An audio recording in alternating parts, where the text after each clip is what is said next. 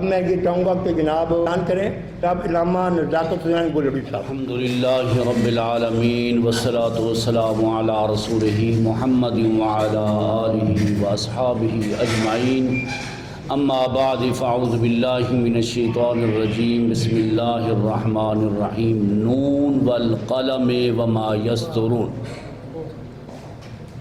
صدق اللہ العظیم۔ گرامی قدر صاحب عز و شرف، معزز خواتین و حضرات، یہ آپ تمام شخصیات، لاہور پریس کلب کی چنیدہ شخصیات، منتخب شخصیات، برگزیدہ شخصیات نے ناچیز کو یہ منصب عطا فرمایا، اور میں بھی آپ میں ہی ہوں۔ مجھے آبرو صحافت، بابا صحافت ڈاکٹر مجید نظامی مرحوم نے نظریہ پاکستان ٹرسٹ بلڈنگ میں فرمایا تھا کہ نزاکت دوڑ بھی صحافت کا سفیر ہے۔ مجھے یہ اعزاز حاصل ہے کہ میں صحافت کا سفیر بھی ہوں، کالم نویس بھی ہوں، اور علماء کے محراب و منبر کے میدان میں وہ بھی میرے پاس امانتیں ہیں، اور میرا جو اعزاز ہے جس پر میں نازا ہوں وہ تاجدار گورڑا، معمور من الرسول، حجت اللہ علی الارض، فاتح قادیانیت، قبلہ عالم پیر میلی شاہ سے رضی اللہ تعالیٰ عنہ کی اس منصب عالیہ اور آپ کے مقدس احاطہ حرم اولیاء کا چھوٹا سا ادنا سا خادم ہوں۔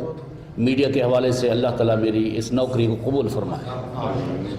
دیکھیں، آپ شخصیات، یامین صدیقی صاحب کا میں شکر گزار ہوں، یہ جو انہوں نے اہتمام کیا، یہ بہت بڑی اعلیٰ خرد مندانہ یہ سوچ ہے کہ ویسے اہتمام پریس کلب نے کیا ہے، مجھے اجازت دی ہے۔ میں جنرل سیکرٹری صاحب کا، تمام شخصیات کا شکر گزار ہوں۔ یہ بہت بڑا کام ہے۔ موتا کے لیے جو زندوں کا تعاون ہے وہ یہی ہے، جو بہترین موتا کے لیے زندوں کا تعاون ہے وہ یہ ایصال ثواب ہے۔ اور آپ شخصیات دانشور ہیں، پڑھے لکھے ہیں، صاحب لب ہیں، دانا ہیں۔ یہ جو میں نے سورت قلم کی ابتدائی آیت پڑھی ہے نا، اس کا مطلب یہ ہے اللہ نے قلم کی قسم کھائی، وما یسطرون، اور اس تحریر کی جو قلم کی نوک سے حروف صادر ہوتے ہیں۔ اچھا، یہ جو قلم ہے اس کی نوک سے صادر ہونے والے حروف کی جو شان ہے وہ مکارم اخلاق اور مستحسن افعال کی نگہبانی ہوتی ہے۔ جو مکارم اخلاق کی نگہبانی آپ شخصیات کرتے ہیں، دیگر شعبہ جات میں اتنی مکارم اخلاق کی نگہبانی کوئی نہیں کرتا۔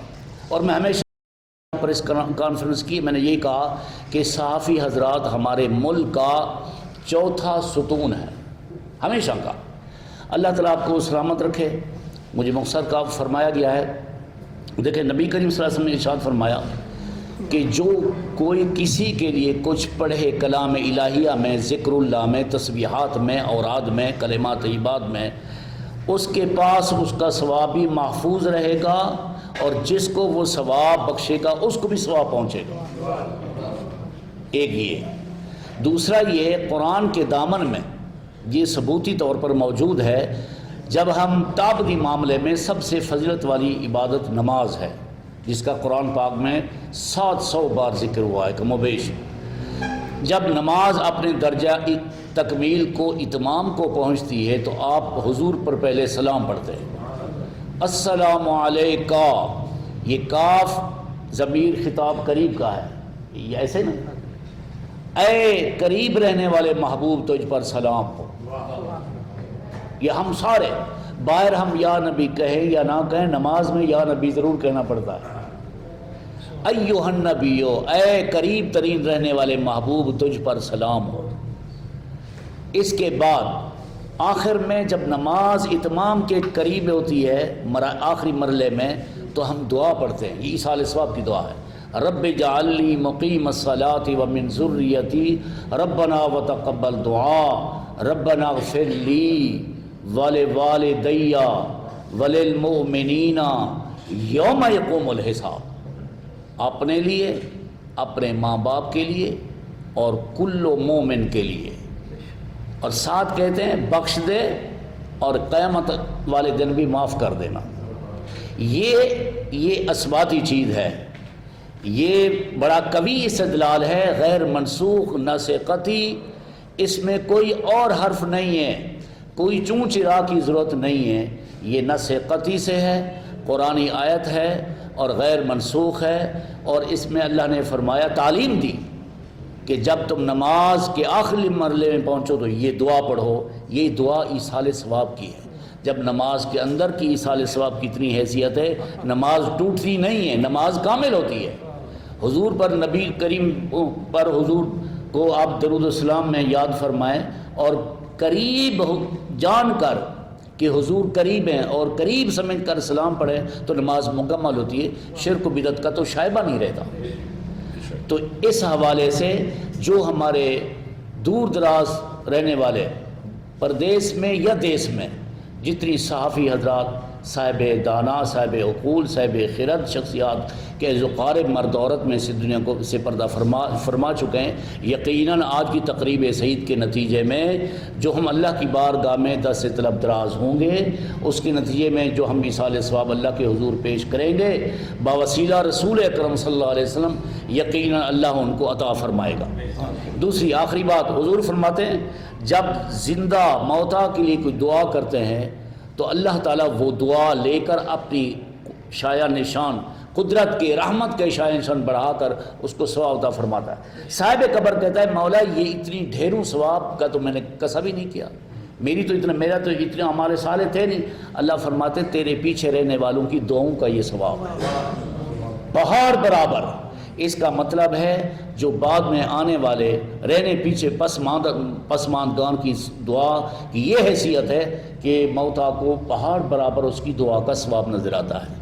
یہ استدلالی باتیں ہیں، یہ خیالی نہیں ہیں، یہ استدلالی ہیں، ثبوتی ہیں، ان کی حیثیتیں ایک حیثیت میں آپ کو اللہ کے قرآن سے بتائی اور دو حیثیتیں اللہ کے رسول کے فرامین سے بتائی ہے۔ لہٰذا آج کی اس تقریب سعید میں اب تمام شرکاء کو، میزبانان کو اور اس ادارہ کے جو ہمارے پنجاب کا معتبر، میں نے پہلے عرض کیا، ہمارے مکارم اخلاق کی اقدار کا پاسبان ہے، ہمارے حقوق کی اقدار کا پاسبان ہے، شاعر اللہ کی حقوق کا پاسبان ہے۔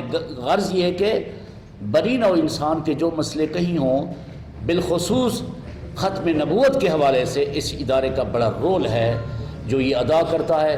جنرل سیکرٹری صاحب یہ خالی پریس کلب کے نہیں، ہم تمام سنی عوام، مشائخ، علماء، محراب و منبر کے حقوق کے بھی یہ پاسبان ہیں۔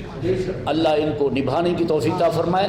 ہم فریاد رسی، ہم فریاد کریں گے، فریاد کی تکمیل اور اس پر جو مداوع ہے وہ یہ ہماری شخصیات فرمائیں گے۔ اللہ تعالی ہم سب کو دین دنیا کی بھلائی نصیب فرمائے۔